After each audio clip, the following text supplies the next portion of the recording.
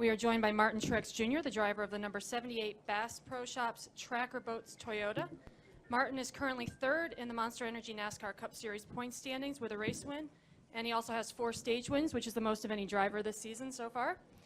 Martin, you've obviously figured out the new stage format. You've also collected 63 points towards the series standings with those 4 stage wins, and you're up to 9 playoff points. We'll keep it simple. Just tell us what's clicking for you under the new format. I think it's really not doing anything different, but consistently running up front, leading laps, and trying to perform well is kind of what the stage point system rewards. We were able to do that last year, and we were hopeful this year that it would pay off, and so far it has. So, certainly we've had a few weeks here and there where we haven't been quite as good as we wanted to, but overall I think the start to the season's been solid. Need to find a little more consistency, but all in all, the stage racing has gone well. It's been fun. Added a little kink to things, and fortunately for us, we've been able to get some points out of it, so it's been good. All right, we will start with questions. We'll go to Lee in the middle, and then Chris. Lee Spencer, Motorsport.com. When they first introduced the stage races, I thought this is going to go right into Cole Pern's wheelhouse, because it just seems like he's the type of guy that would be thinking, okay, how do we rack up these points? Is that an accurate assessment? And secondly, can you talk about what Eric Jones has brought to the company with the two of you working together now? Yeah, I think, the first part of it, I think Cole's always thinking of ways to find advantages no matter what the situation. So, I mean, you dangle some points out there in front of him, he's going to try to figure out a way to get them. I think, but for the most part, it's really just been pretty straightforward as far as, if you're running up front, you're in position to take advantage of those stages. I think Martinsville last weekend was the first time we've actually kind of gambled on one of them to get that first stage win. We weren't the best car. Some guys had pit road penalties. We stayed out.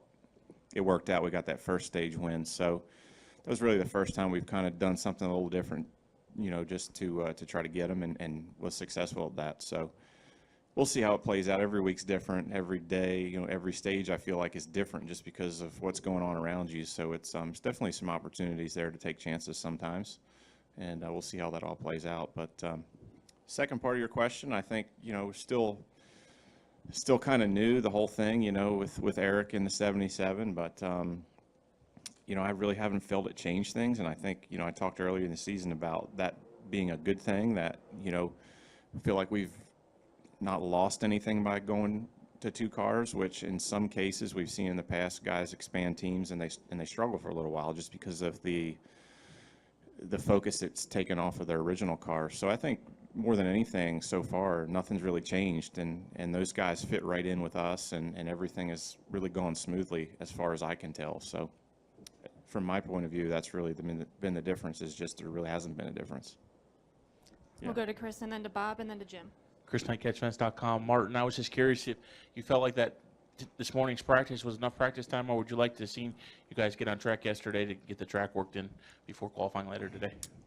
I thought that practice was enough. I just wish the racetrack was clean, when we got here. And, it's so difficult with the lime they put down or whatever the stuff is they use on the racetrack, that, the groove was really, really narrow. And we seen as soon as guys started pushing it, qualifying trim, especially at the end of practice, they, get out of the groove just a little bit, you're done. There's nothing you can do. I mean, it's so slippery. So I wish that the track was clean, and then would have been plenty of time to practice. I don't think the practice time is an issue. Just we got to clean racetracks before we get on them, try to run 200 miles an hour. It just doesn't make sense to me. It's going to get better, but the problem is if the groove itself keeps getting better and better and better as we run in it. The faster you're going in the groove, the faster you're going when you get out of it.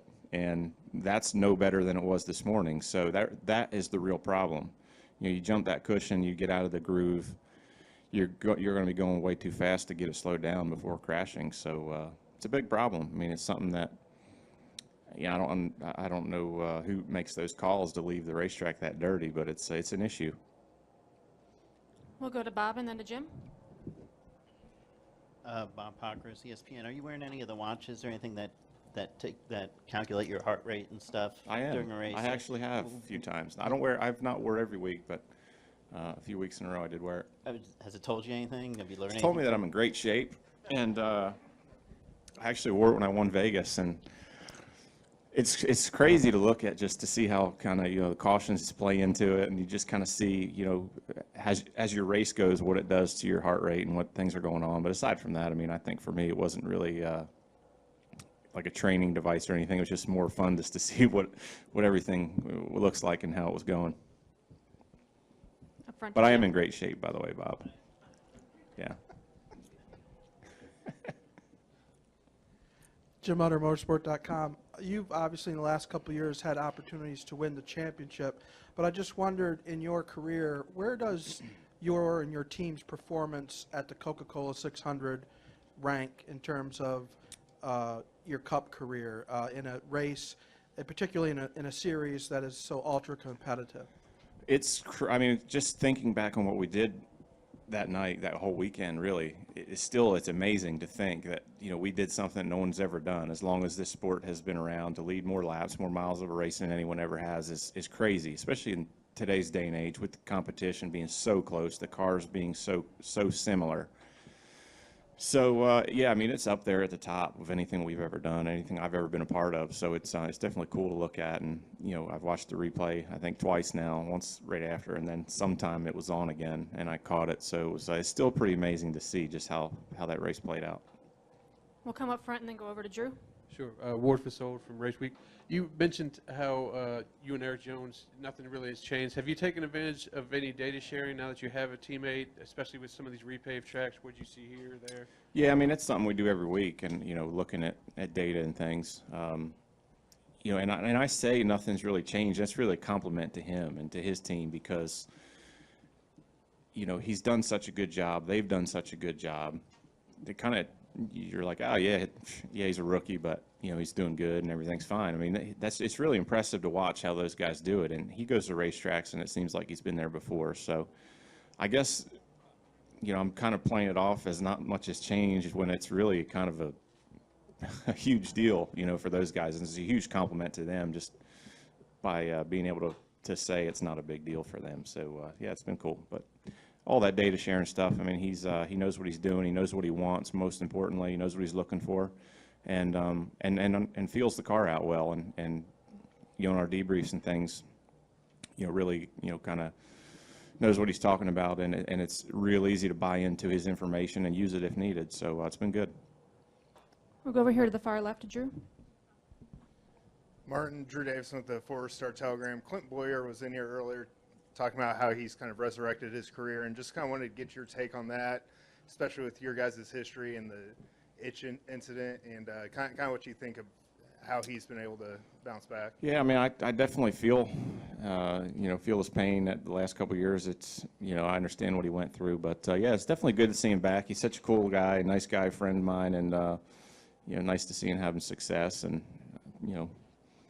like I say, I know what it's like to have those tough years and try to battle through it, and people kind of write you off and think you forget how to drive. But it's cool to see him competitive again. I've enjoyed racing with him the last couple of weeks, and I'm sure we won't be the last we see of old Bowyer this year.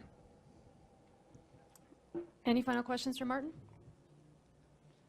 All right, Martin. Well, thanks for joining us. Good luck Yep, this weekend. Thank you.